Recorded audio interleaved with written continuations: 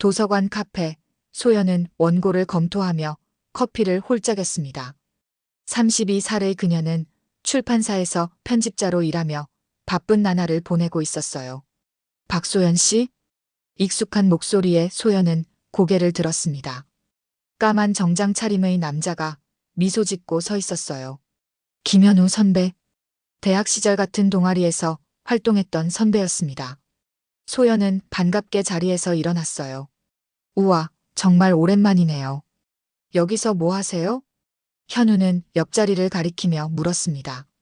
잠시 앉아도 될까요? 근처 회사에서 일하는데 점심시간에 들렀어요. 소연은 고개를 끄덕였어요. 현우는 여전히 단정한 인상이었습니다. 대학 시절에도 늘 정갈한 옷차림에 예의 바른 말투로 소문난 학생회장이었죠. 아직도 책 좋아하나 봐요. 편집자 되었다면서요? 소연은 놀랐습니다. 어떻게 아셨어요? 페이스북에서 봤어요. 가끔 소식 확인하곤 했죠. 소연의 볼이 살짝 붉어졌습니다. 대학 시절 그녀는 선배에게 작은 호감을 품었지만 고백할 용기는 없었어요. 선배는 어떤 일 하세요? 금융 컨설팅 회사에서 일해요. 기업들 자금 조달 관련 컨설팅하는 일이죠. 대화는 자연스럽게 이어졌습니다. 현우는 여전히 부드러운 말투와 따뜻한 미소를 지니고 있었어요. 시간 가는 줄 모르게 이야기를 나누다 소연은 깜짝 놀랐습니다. 아, 회의 시간이 다 됐네요. 먼저 가봐야겠어요. 연락처 교환할 수 있을까요? 다음에 식사라도 같이 해요. 소연은 망설임 없이 번호를 교환했어요. 그리고 그날 저녁 현우에게서 메시지가 왔습니다.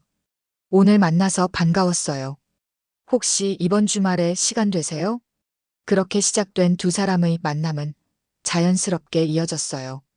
현우는 늘 정시에 약속 장소에 도착했고 소연의 말에 귀 기울여 주었습니다. 그는 술도 적당히 마시고 데이트 비용도 공평하게 나눠내자고 했죠.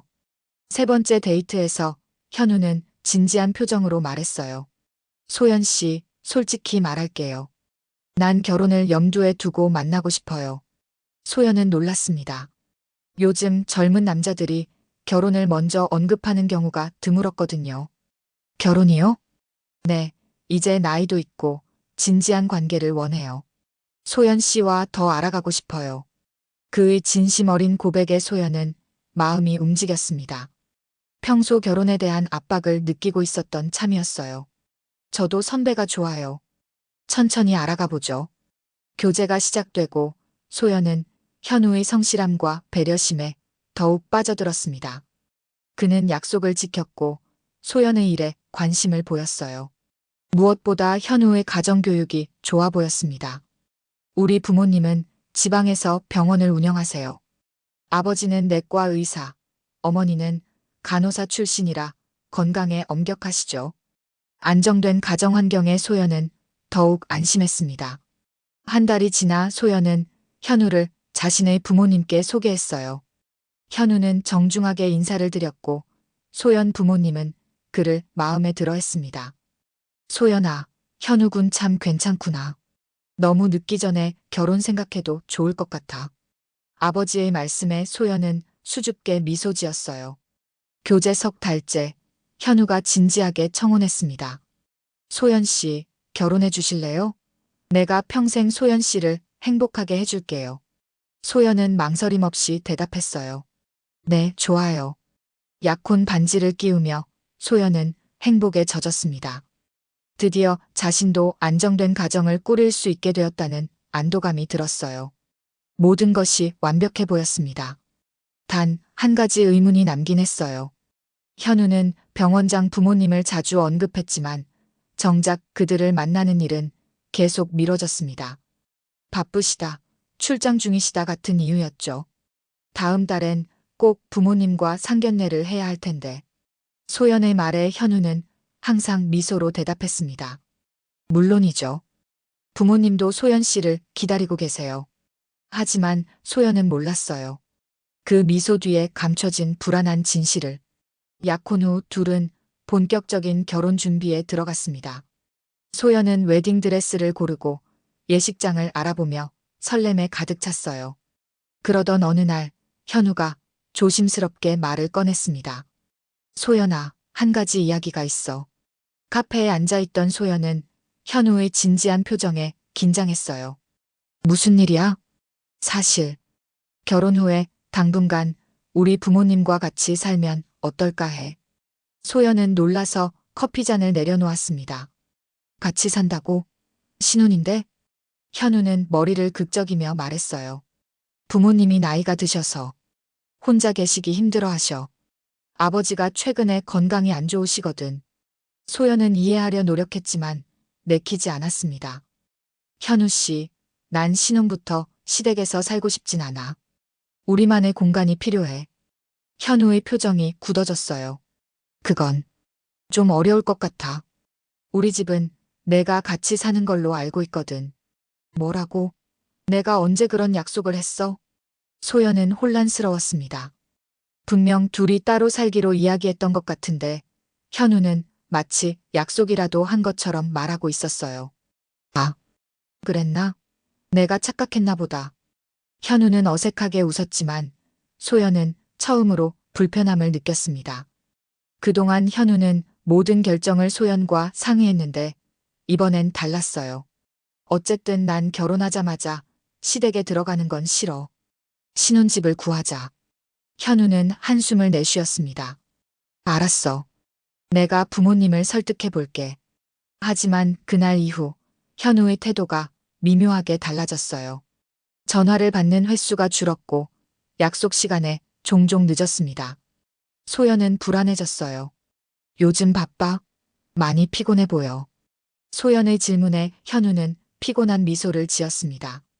응, 회사에서 큰 프로젝트를 맡아서. 게다가 부모님 설득하느라 스트레스도 좀 받고. 소연은 마음이 무거웠어요. 자신 때문에 현우가 힘들어한다고 생각하니 미안한 마음이 들었습니다. 너무 무리하지 마. 필요하면 타협할 수도 있어. 현우는 소연의 손을 잡았어요. 고마워. 하지만 소연이 원하는 대로 해주고 싶어. 며칠 후 현우가 기쁜 소식을 전했습니다. 부모님이 동의하셨어. 우리 따로 살아도 된대. 소연은 안도했어요.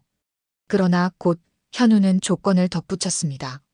대신 주말마다 부모님 댁에 가기로 약속했어. 소연은 눈썹을 찌푸렸지만 타협할 수 있는 부분이라고 생각했습니다. 알았어. 그 정도는 괜찮아. 그러나 소연의 마음 한구석에는 여전히 불안이 자리 잡고 있었어요. 현우가 말하는 부모님의 모습이 점점 달라지고 있었습니다. 처음엔 성공한 병원장 부부였다가 이제는 건강이 안 좋고 도움이 필요한 노부부로 변해 있었어요. 그런데 현우 씨, 아직도 시부모님을 못 만났네. 언제 상견례 해? 현우는 머뭇거렸습니다. 다음 주에 시간 내보자. 부모님이 조금 특이하셔서 걱정이야. 특이하다니? 그냥 조금 옛날 분들이라 예의범절에 엄격하셔. 소연이가 불편할까봐. 소연은 의아했지만 현우를 믿기로 했어요. 그는 늘 소연을 배려해왔으니까요. 마침내 상견례 날짜가 잡혔습니다. 소연은 긴장된 마음으로 준비했어요. 예쁜 원피스를 입고 선물도 정성껏 골랐습니다. 현우 씨 부모님, 어떤 분들일까? 소연은 거울을 보며 중얼거렸어요. 그러나 그녀는 알 수 없었습니다. 곧 맞이하게 될 충격적인 현실을. 상견례 당일 소연은 긴장으로 손에 땀이 배었습니다. 현우가 보내준 주소로 가니 생각보다 고급스러운 아파트였어요. 역시 의사 부모님이라 잘 사시는구나. 소연은 안도했습니다. 많이 긴장했어? 현우가 아파트 입구에서 소연을 기다리고 있었어요. 그는 평소보다 더 깔끔하게 차려입었지만 얼굴은 어딘지 굳어 있었습니다. 응, 좀. 첫인상이 중요하잖아. 소연이 대답하자 현우는 어색하게 웃었어요. 걱정 마. 부모님은 소연이 같은 사람을 원하셨어. 엘리베이터를 타고 15층으로 올라가는 동안 소연의 심장은 더욱 빠르게 뛰었습니다. 문 앞에 도착하자 현우가 조용히 말했어요. 한 가지만 부탁할게. 부모님이 혹시 이상한 말씀을 하셔도 이해해줘. 나중에 설명해 줄게. 소연은 의아했지만 고개를 끄덕였습니다. 현우가 초인종을 누르자 문이 열렸어요. 50대 후반으로 보이는 여성이 환한 미소로 맞이했습니다. 어서 와요. 드디어 현우 여자친구를 만나는군요. 시어머니는 소연의 양손을 잡으며 반갑게 인사했어요. 하지만 그 미소 뒤에 무언가 계산적인 느낌이 들었습니다. 거실로 들어서자 시아버지도 일어나 인사했어요. 생각보다 젊어 보이는 남성이었습니다. 의사라기보다는 사업가 같은 인상이었어요. 앉으세요. 차 한 잔 드릴게요. 소연은 예의 바르게 인사하고 앉았습니다. 집안은 고급스러웠지만 어딘가 불편한 기운이 감돌았어요. 벽에 걸린 가족 사진에서 현우는 웃고 있었지만 부모님의 표정은 경직되어 있었습니다. 소연 씨, 현우가 많이 칭찬하더군요. 출판사에서 일한다고? 시아버지가 말을 건넸습니다. 소연은 긴장한 채 대답했어요. 네, 교육출판사에서 편집자로 일하고 있습니다. 아, 좋은 직업이네요. 안정적이고. 대화는 겉으로 보기에 순조롭게 진행되었습니다. 하지만 식사가 시작되자 분위기가 달라졌어요. 시어머니가 갑자기 한숨을 쉬며 말했습니다. 사실 우리 집이 조금 힘들어요. 요즘 경기가 안 좋아서. 소연은 현우를 바라봤지만 그는 고개를 숙이고 있었어요.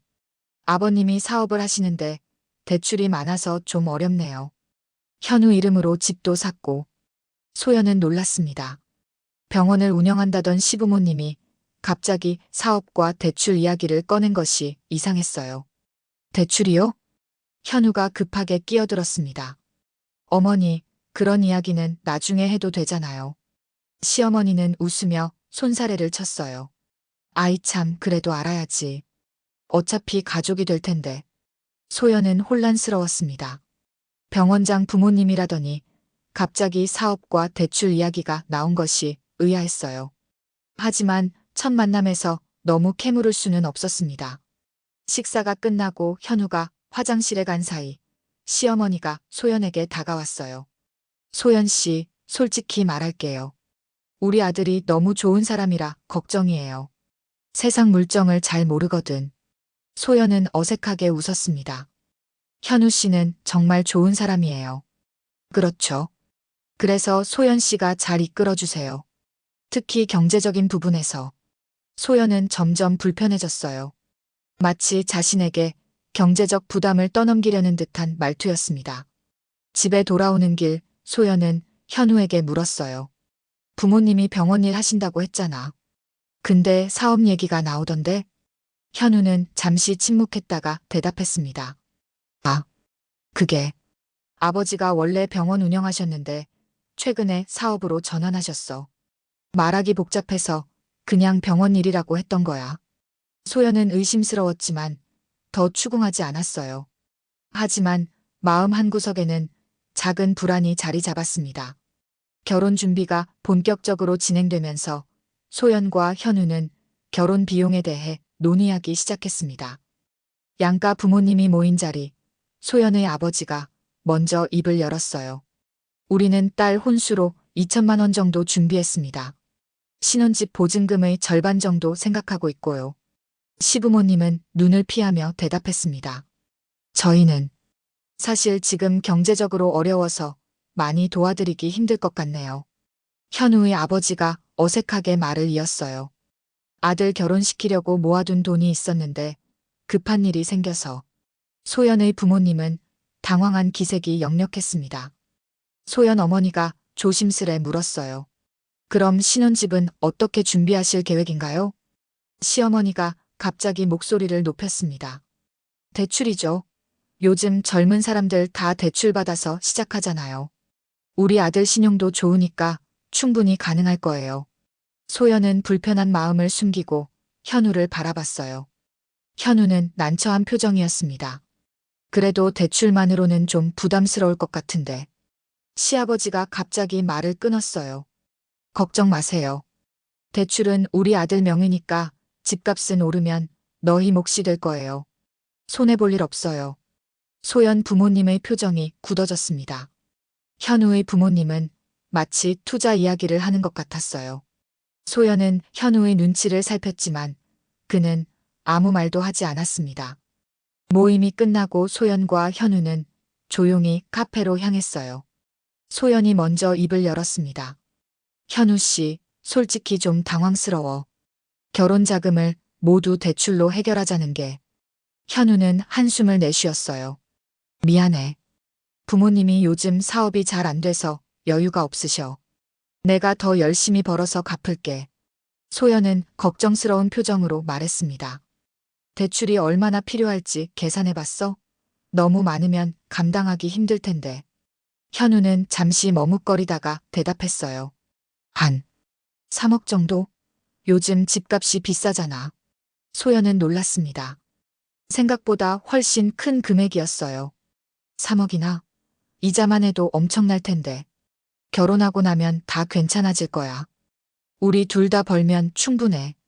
현우의 말에 소연은 의심스러웠지만 사랑하는 사람을 믿고 싶었어요.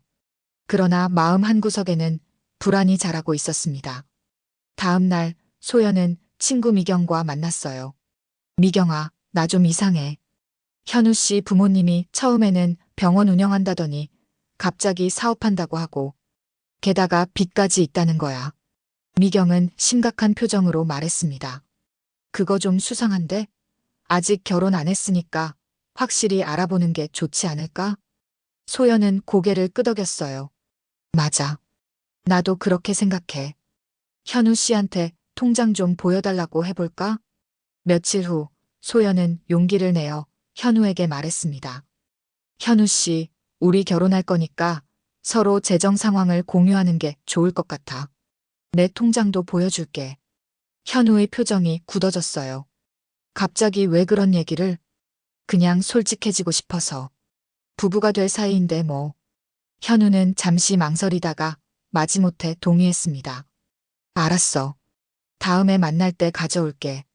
약속한 날 현우는 긴장한 모습으로 나타났어요. 그는 천천히 스마트폰을 꺼내 인터넷 뱅킹 앱을 열었습니다. 여기, 내 계좌야. 소연은 화면을 들여다봤고 놀라움에 눈이 커졌어요. 현우의 계좌에는 3억대 주택담보대출과 함께 미상사채 8천만 원이라는 항목이 있었습니다. 이게 뭐야? 주택담보대출? 너 집이 있어? 현우의 얼굴이 창백해졌어요. 아, 그게. 그리고 사채는 또 뭐야? 8천만 원이나? 소연의 목소리가 떨렸습니다. 현우는 한숨을 깊게 내쉬며 대답했어요. 사실, 형 사업 도와주느라 대신 빚을 좀 졌어. 곧 갚을 거야. 형? 넌 형이 없다고 했잖아. 소연은 충격에 말문이 막혔습니다. 지금까지 현우가 말해온 모든 것이 거짓말처럼 느껴졌어요. 그녀의 마음속에 의심이 꽃처럼 피어났습니다. 소연은 그날 밤 잠을 이루지 못했습니다. 현우의 계좌에서 발견한 충격적인 사실들이 머릿속을 맴돌았어요. 주택담보대출, 사채, 그리고 갑자기 등장한 형. 모든 것이 혼란스러웠습니다. 왜 거짓말을 한 거지? 다음 날 아침, 소연은 친구 미경에게 전화를 걸었어요. 미경아, 어제 현우 씨 계좌를 봤어. 상상도 못할 빚이 있더라고. 얼마나? 주택담보대출 3억에 사채 8천만 원. 전화기 너머로 미경의 놀란 숨소리가 들렸어요. 뭐, 미쳤어? 그런 사람이랑 결혼할 생각이야? 소연은 한숨을 내쉬었습니다. 아직 모르겠어. 현우 씨가 상황을 설명해 주길 기다리는 중이야. 미경의 목소리가 진지해졌어요. 소연아, 조금 더 알아봐. 그냥 현우 말만 믿지 말고. 소연은 미경의 조언대로 현우에 대해 더 알아보기로 했습니다. 우선 그가 다닌다는 회사부터 확인해 봐야겠다고 생각했어요. 인터넷 검색으로 회사 주소를 찾은 소연은 다음 날 점심시간에 그곳을 방문했습니다. 현우가 말한 대로 금융 컨설팅 회사가 맞았어요. 하지만 생각보다 작고 허름한 사무실이었습니다. 로비에서 안내데스크 직원에게 현우를 찾는다고 하자 그녀는 이상한 표정을 지었어요. 김현우 과장님이요? 잠시만요. 직원이 전화를 걸더니 곧 현우가 나타났습니다. 그는 소연을 보자 놀란 표정이었어요. 소연, 웬일이야? 깜짝 놀래켜주고 싶었어. 점심 같이 먹을까? 현우는 어색하게 웃으며 고개를 끄덕였습니다. 두 사람은 근처 식당으로 향했어요. 식사하는 동안 소연은 의도적으로 가벼운 대화만 나눴습니다. 하지만 현우의 모습을 자세히 관찰했어요. 그는 평소보다 긴장해 보였고 자주 휴대폰을 확인했습니다. 현우 씨, 그 빈 이야기 더 자세히 설명해 줄 수 있어? 소연의 질문에 현우는 포크를 내려놓았어요. 지금 회사에서 프로젝트 진행 중이라 바빠. 주말에 만나서 얘기하자. 소연은 실망했지만 고개를 끄덕였습니다. 점심을 마치고 헤어질 때 소연은 현우에게 작별 키스를 하며 그의 자켓 주머니에 살짝 손을 넣었어요. 그리고 무언가를 꺼냈습니다. 회사로 돌아온 소연은 화장실에 들어가 꺼낸 물건을 확인했어요. 현우의 지갑이었습니다. 떨리는 손으로 지갑을 열자 생각지도 못한 것을 발견했어요. 이게 뭐야? 지갑 속에는 2개의 신분증이 있었습니다. 하나는 소연이 알던 김현우의 것이었고 다른 하나는 박태준이라는 이름의 신분증이었어요. 사진은 동일했지만 생년월일과 주소가 달랐습니다. 소연의 가슴이 쿵쾅거렸어요. 이것은 단순한 빚 문제가 아니었습니다. 현우는 아예 다른 사람인 것 같았어요. 급하게 인터넷 검색을 해보니 박태준이라는 이름으로 여러 금융 사기 관련 게시물이 나왔습니다. 비슷한 수법으로 결혼을 앞둔 여성들에게 접근해 돈을 가로챘다는 내용이었어요. 이럴 수가. 소연은 머리가 어지러웠습니다. 약혼자의 정체가 사기꾼이라니 도저히 믿기지 않았어요. 하지만 증거는 명확했습니다. 어떻게 해야 할지 고민하던 중 소연은 지갑을 원래대로 돌려놓기로 했어요. 너무 성급하게 행동하면 위험할 수도 있다고 생각했습니다. 저녁 현우에게 전화가 왔어요. 소연아, 혹시 내 지갑 못 봤어? 점심 먹고 나서부터 없어졌어. 소연은 침착하게 대답했습니다. 지갑? 못 봤는데. 잘 찾아봐. 중요한 거 들었어? 아니, 그냥. 신용카드랑 현금 좀. 현우의 목소리가 떨렸어요.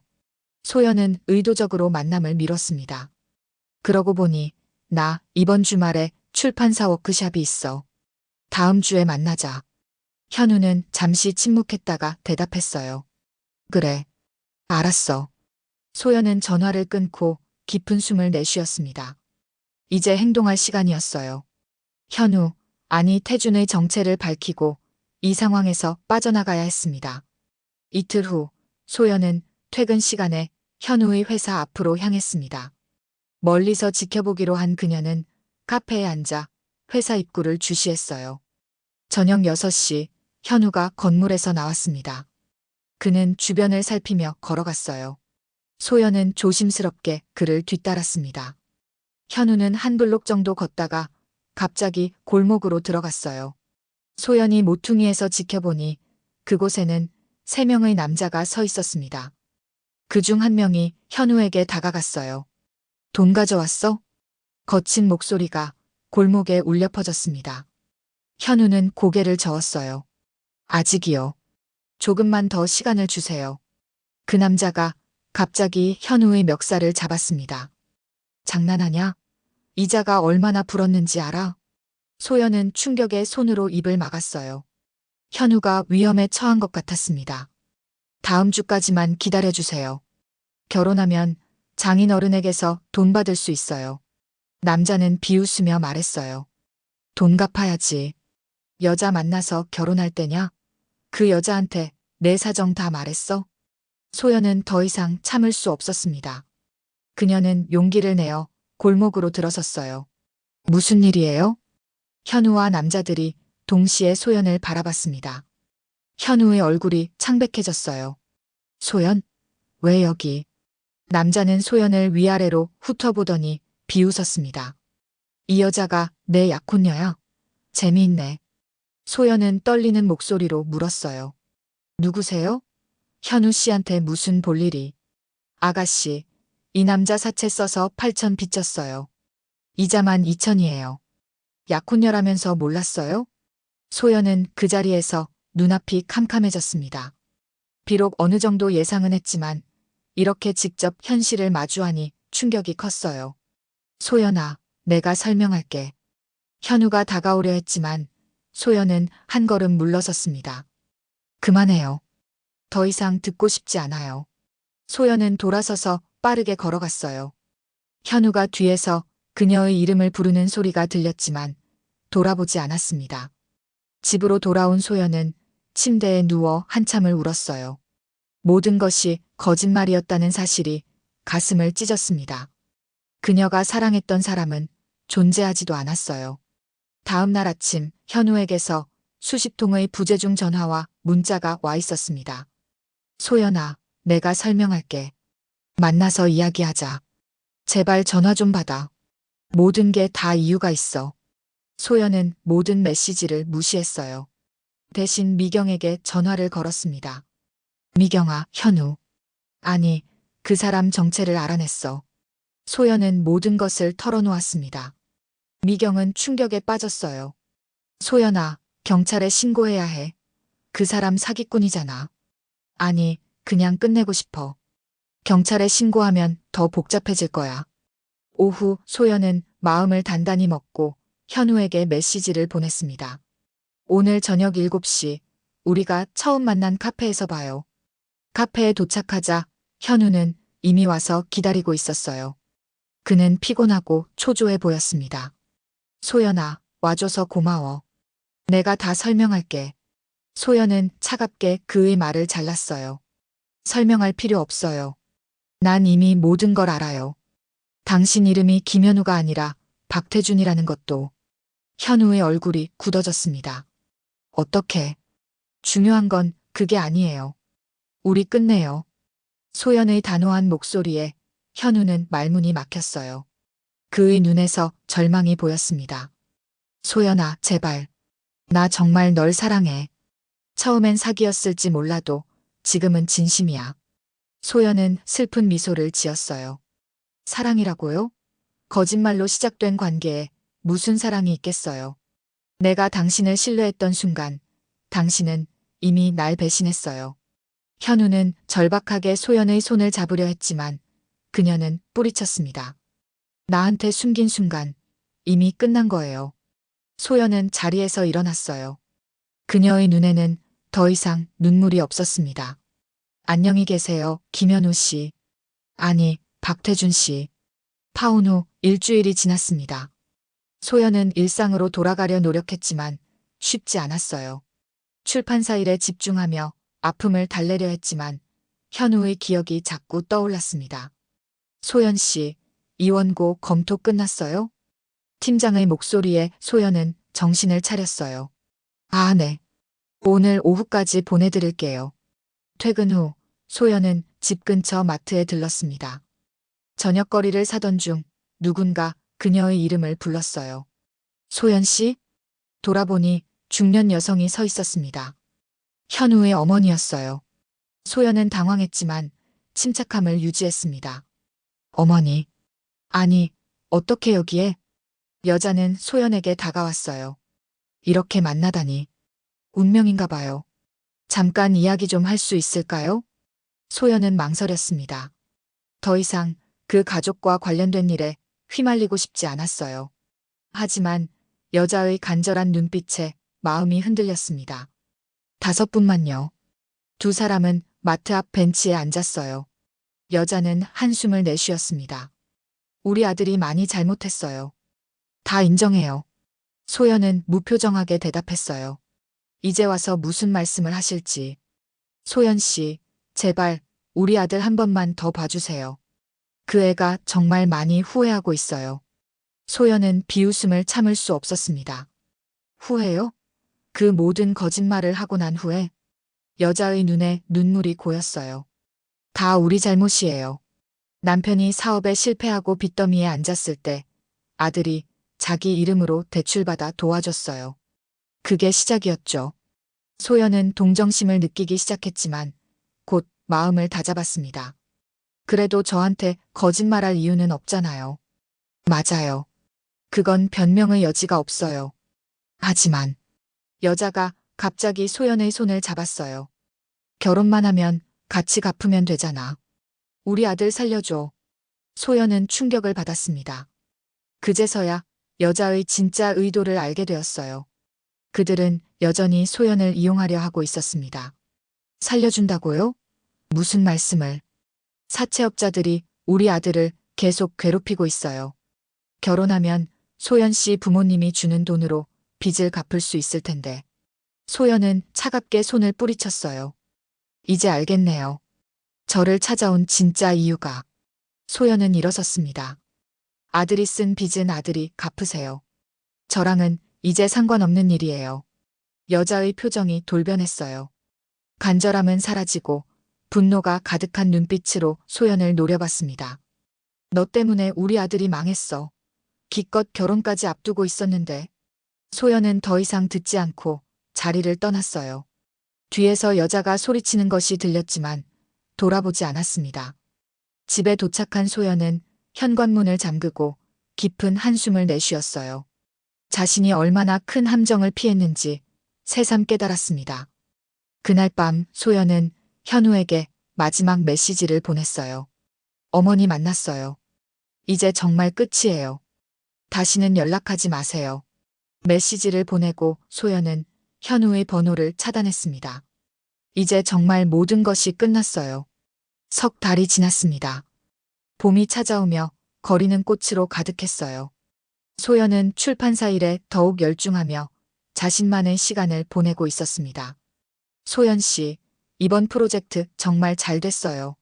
편집장님께서 칭찬하셨대요. 동료의 말에 소연은 미소 지었어요. 힘든 시간을 보냈지만 일에 몰두하면서 조금씩 회복되고 있었습니다. 주말 소연은 오랜만에 집 근처 카페에 들렀어요. 따스한 봄 햇살 아래서 커피를 마시며 책을 읽는 시간은 작은 행복이었습니다. 아메리카노 한 잔이요. 소연은 책에서 고개를 들지 않고 주문했어요. 잠시 후 누군가 그녀의 테이블 앞에 서 있음을 느꼈습니다. 혹시 자리 같이 써도 될까요? 다른 자리가 없네요. 소연이 고개를 들었습니다. 낯선 남자가 미소를 지으며 서 있었어요. 처음 보는 얼굴이었지만 왠지 친근한 느낌이 들었습니다. 네, 괜찮아요. 남자가 앉자 소연은 다시 책에 집중했어요. 하지만 이상하게 책 내용이 머리에 들어오지 않았습니다. 남자의 시선이 느껴졌어요. 혹시 잃어버린 시간을 찾아서 읽고 계신가요? 소연은 놀라서 남자를 바라봤습니다. 네, 맞아요. 이 책 아세요? 제가 가장 좋아하는 책이에요. 특히 그 부분은 남자가 정확히 소연이 읽던 구절을 인용했어요. 소연은 생각보다 즐거운 대화에 책을 덮었습니다. 정윤석이라고 합니다. 근처 서점에서 일해요. 박소연이에요. 출판사에서 편집자로 일하고 있어요. 대화는 자연스럽게 이어졌습니다. 책과 영화, 음악에 대한 이야기를 나누며 시간이 빠르게 흘렀어요. 윤석은 진지하고 지적인 대화 상대였습니다. 벌써 이렇게 시간이 됐네요. 가봐야 할 것 같아요. 소연이 일어나자 윤석도 함께 일어났어요. 다음에 또 뵐 수 있을까요? 제가 추천하는 책도 있고. 소연은 잠시 망설였습니다. 현우 이후로 남자에게 경계심이 생겼지만 윤석에게선 거짓됨이 느껴지지 않았어요. 그래요. 다음에 또 이 카페에서 만나요. 집으로 돌아가는 길 소연의 핸드폰이 울렸습니다. 미경이었어요. 소연아, 뉴스 봤어?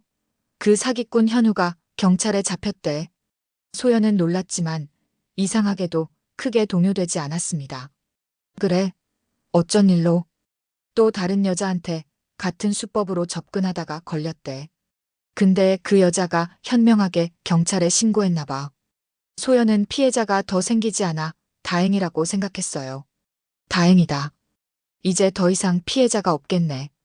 전화를 끊고 소연은 집 근처 카페에 앉았습니다.